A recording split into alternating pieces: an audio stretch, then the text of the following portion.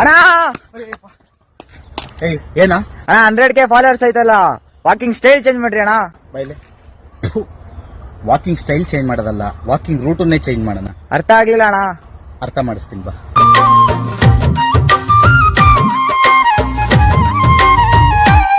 ಕರುಣೆಗೆ ಬೆಲೆ ಇದೆ, ಪುಣ್ಯಕ್ಕೆ ಫಲವಿದೆ, ದಯವ ತೋರುವ ಮಣ್ಣಿನ ಗುಣವಿದೆ.